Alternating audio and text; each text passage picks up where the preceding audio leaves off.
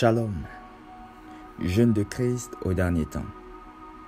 Moi, je reprends et je châtie tous ceux que j'aime. Aie donc du zèle et répands-toi. Apocalypse chapitre 3, verset 19. Guide du jeûne, thème du jour, le péché de Cham, la moquerie.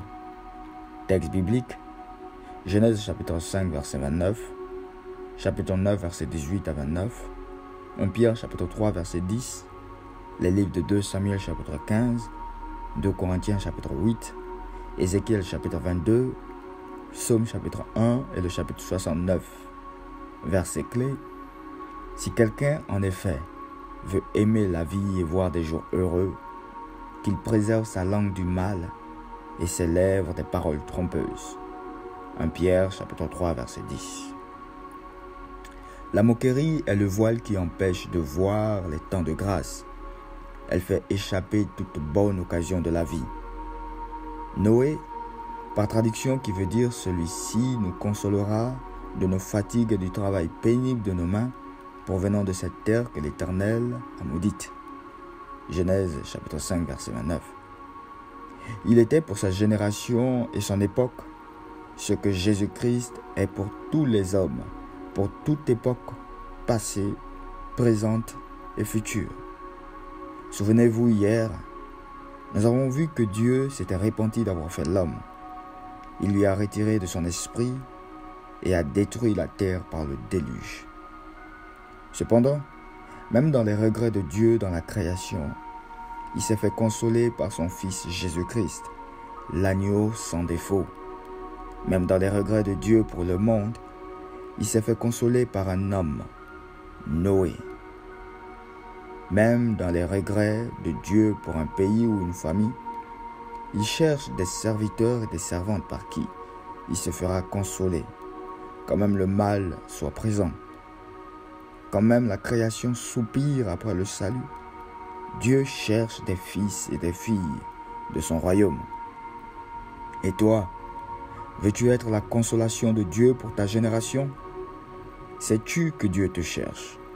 Tu peux devenir le fils ou la fille qu'il veut de toi. Cham, le fils cadet de Noé, ne s'est pas montré digne du travail dur et accompli de son père Noé. Comme au travers du bois du bateau, cette famille a été sauvée de l'eau du déluge. De même, l'humanité est sauvée par le bois de la croix du feu éternel. Cham s'est moqué de son père voyant sa nudité. Il a ainsi entraîné la malédiction sur lui et sa postérité. Il fut l'esclave de ses frères. Souvenez-vous également du brigand qui s'est moqué de la nudité de Christ après son œuvre accomplie à la croix pour le salut de l'humanité.